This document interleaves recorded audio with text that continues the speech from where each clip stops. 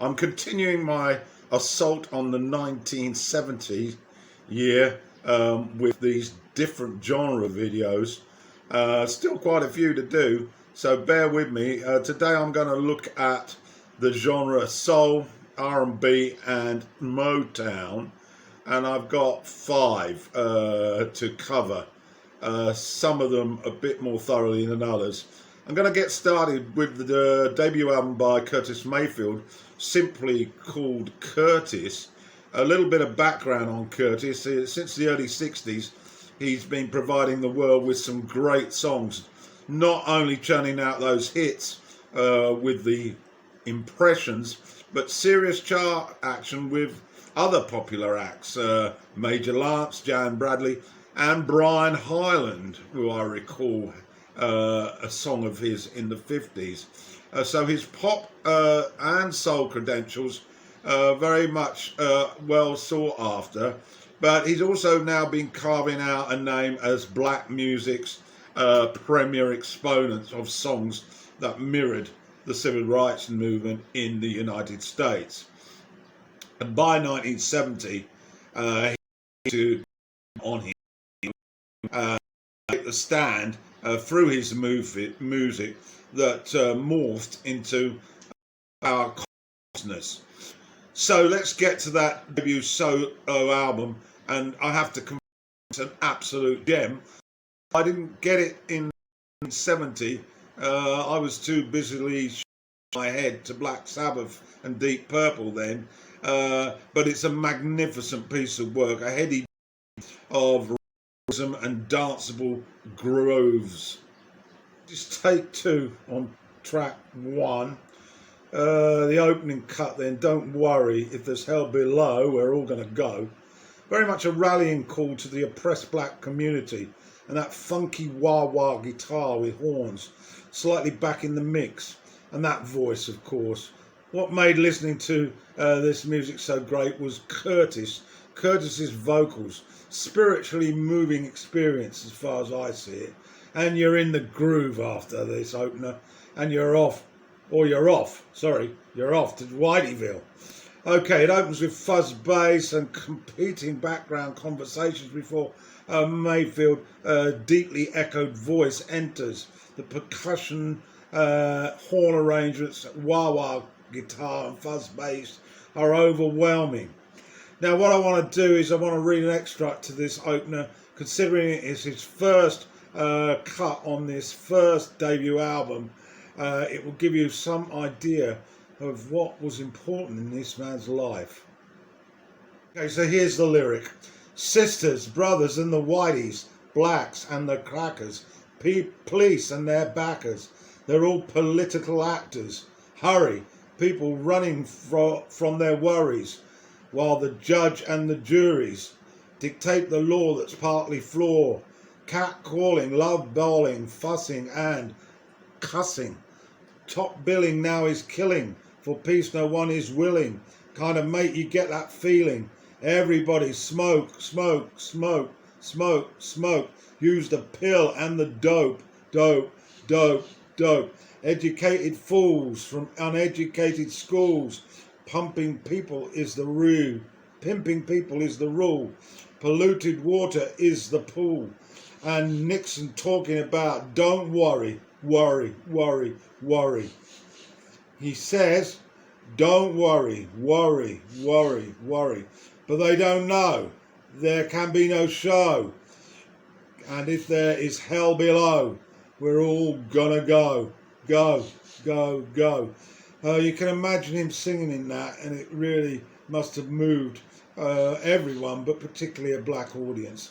So that's cut one. The town, great passion-filled vocals here that fill out with horns, and it's laid back and full of jazz soul.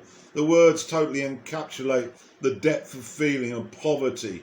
There's some harp in here, strings, horns, and a harpsichord.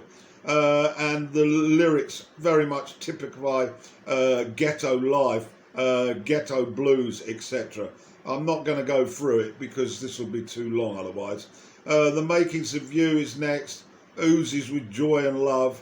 Curtis blows joy with his vocals alongside Aaron Neville and Smokey Robinson, I think, as possibly the best singers of that era in the black community. And they turn it into a musical instrument. There's some extended orchestral arrangements here, shimmering voices to be sure, lots of percussion, and it's absolutely tremendous. We the People Who Are Darker Than Blue is track 4, full orchestration here, and the lyrics are once again are the bullseye to this song. 2 minutes in, there's a complete tempo change as the groove gets very upbeat and heavy on percussion again, and some fine wah-wah guitar. It's got some great harp as well, which reintroduces the original theme. Next up, Move On Up, one of the great funky horn pieces of its time, with that high-pitched chorus. Unforgettable, really. It's 9 minutes on here, with a horn jam and the sax solos and the funk-like explosion with percussion. It's absolutely tremendous. No wonder Paul Weller did a cover version of this, and he, another fan of mine, is heavily influenced by Mayfield. A dazzling array of percussion, strings, horns, and a gorgeous full sound buoying Mayfield's enthusiastic vocals. And halfway in, there's a brief pause before the percussion leads us on again to the instrumental reprise. Miss Black America, a young child speaks at the beginning to Curtis, probably his daughter. He asks her what she would like to be, and she answers, "Daddy, I would like to be Miss Black America." Just conjures up a tremendous image of how the media were presenting their material to America at that time. There's a choir on this, a choir of probably of Mayfield, as he sings the chorus with others. A magnificent song. It offers great hope and pride, and the bass line absolutely outstanding, and some doo-wop harmonies I heard on display. Wild and Free, another full orchestral piece, more horns and strings, and the message is very uplifting. And then we move to the final track, Give It Up. Is a bit of a once up tempo and a declaration of the impending breakup. Full orchestration on display here. It sounds so happy, but it's distinctly not. Curtis's vocals are sumptuous, and it's another message about a segregated America. And I'm going to read a little extract. "I really truly love you, and the kids, you must agree, and I never had too much concern or interest in astrology. But as I read it must be so, the invulnerable word incompatible. No matter how much we cry, our indifference but still show. Now we've got to give it up. I'm going to have to give it up. All concern and the trust that never happened with us. The walk of embraces and the love of our faces. It never happened, you see, and I am so sorry." Wow. Okay, in conclusion, that was a pretty lengthy review. No apologies for it because it's such a masterpiece. Get to listen to it. After that lengthy reflection on the Curtis Mayfield debut, I'm going to do some quick reviews on 2 albums released this year by Aretha Franklin. The first, Spirit in the Dark. The arrangements on this almost possess a freakishness in terms of soul music, in that they have a constant flow of fresh ideas and subtle effects under layers of hard-ass rocking soul. It's an absolute dream of an album, and I'm not going to go through too much of this. Don't Play That Song starts us off, and it's a funky soul beat with Aretha showing her spectrum of gospel impassioned vocals with oozing horns. Up next, a personal favourite, The Thrill Is Gone, cover version done by B.B. King, which I think is so idyllic. But this is better than his version. The piano replaces the guitar, and it's played with such precision by Franklin. She delivers the message tersely and maintains the musical tensions and aura of separation and desperation which haunt the tune.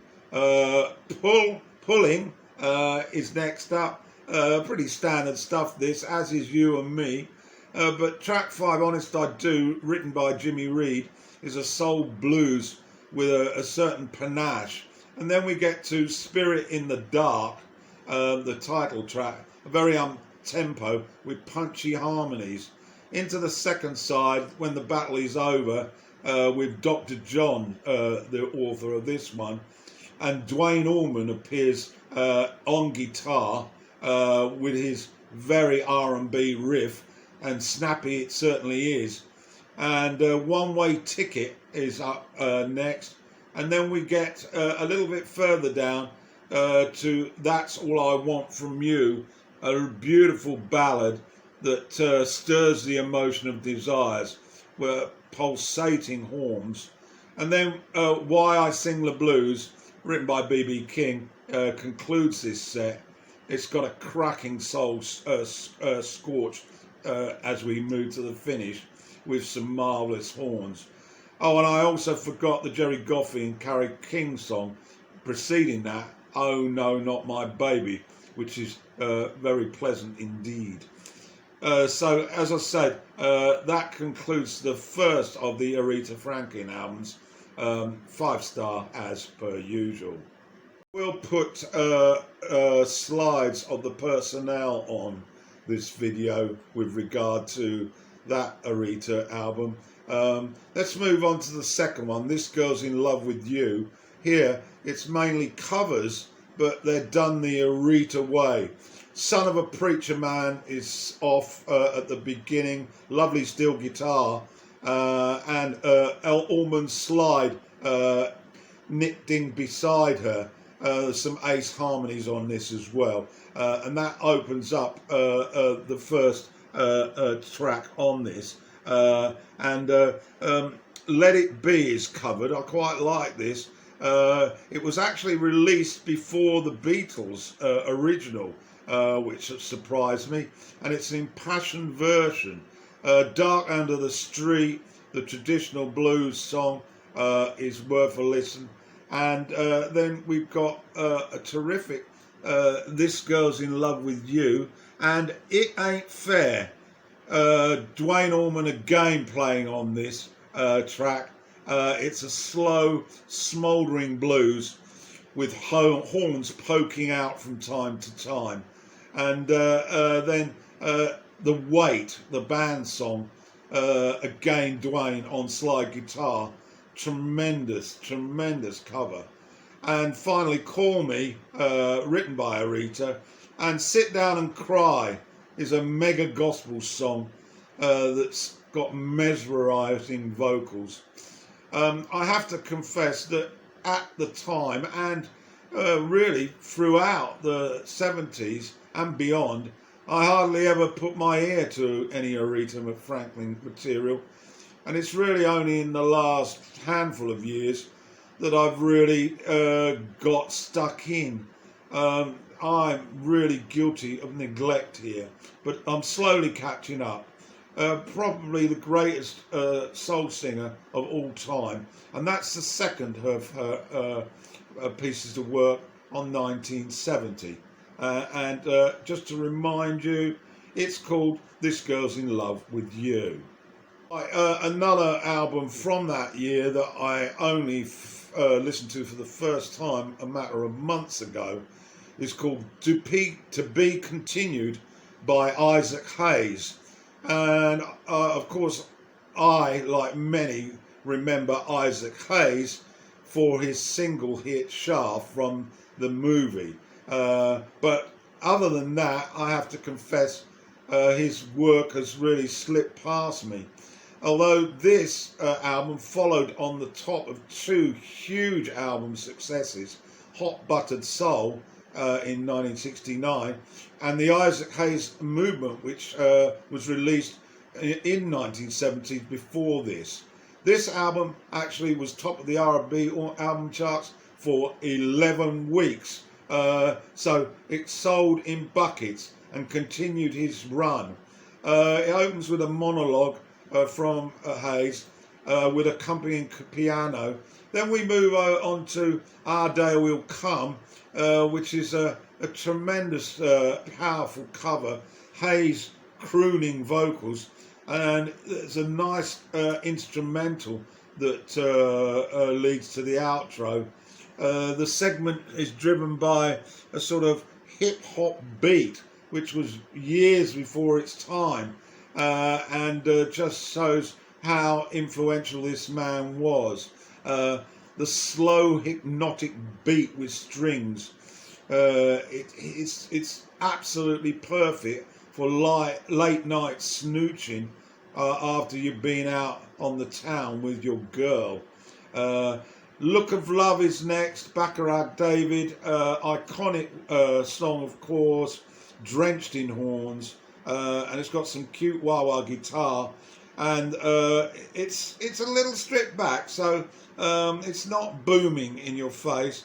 Onto the second side, another great cover, You've Lost That Loving Feeling, the Phil Spector, Barry Mann huge hit.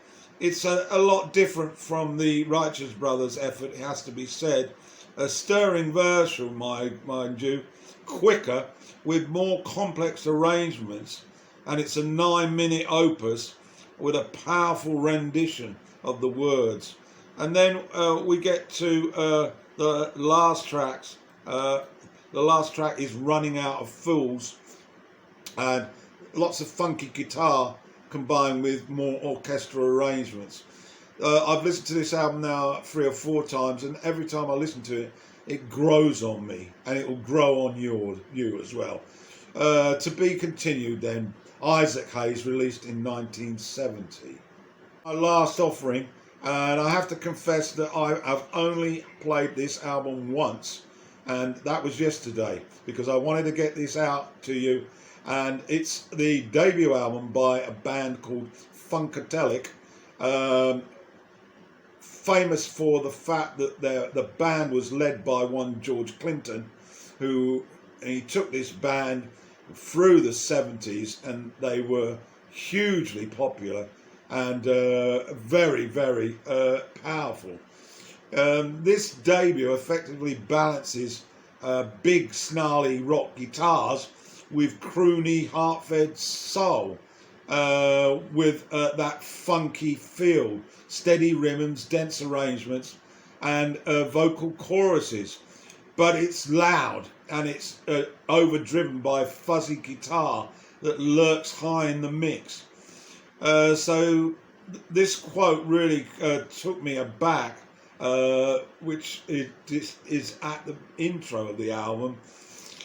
If you will lick my soul, I will suck your funky emotions. Well, really the review could end there, because it sums it up entirely. And of course that was the voice of George Clinton. It has to be said, there are not many tracks on this album, but most of them are pretty lengthy. We start off with Mommy, What a Funkadelic. It's a funky blues with Hendrix-style guitars. There's a touch of harmonica, and the vocal is half quirky, half trippy, and a number of ad-libs. Bet You is next, more soulful with a Motown vocal feel to this one, but still that psychedelic guitar piercing through. Then we've got Music for My Mother, another 6-minute effort. Lots of nice bass runs, reminding me a little bit of Sly Stone, who would arrive at this time as well. And I heard a lot of Sly Stone. I Got a Thing, You Got a Thing is more charty. Everybody's Got a Thing. Oh, that's the end of the title, sorry. Striking keys, keyboards, and explosive drums collide with a rousing chorus and wah-wah guitar. Next up is the 8-minute Good Old Music. It's got a West Coast acid rock feel that splashes over the vocals, and the back end is stripped back, accentuating the lead guitar to the front of the mix. And then we move on to Qualify and Satisfied. Well, this really is a blues, a very slow, smoochy, muddy water style blues with extravagant Hendrix fuzz guitar. And then to the conclusion, What is Soul? This is 8.5 minutes. It's got an amusing spoken word which juxtaposed with the guitar licks. The guitars, I thought, rather a bit like Frank Zappa in pieces, over the top of the vocals. And there's a dash of doo-wop harmony as well, and a touch of harmonica. It's a real mishmash of ideas, this album. I'm going to have to listen to it again, but it really suggests to the listener that these guys have got a lot of talent. So that's my very, very brief summary of Funkadelic's debut album. So, that concludes my first episode on Soul, R&B and Motown. In the second, we're going to visit Stevie Wonder, The Temptations, and a few others. Wilson Pickett, I think, down there, to try and conclude this genre. But the next genre on the horizon is going to be either heavy rock or New York influenced music. Stay tuned.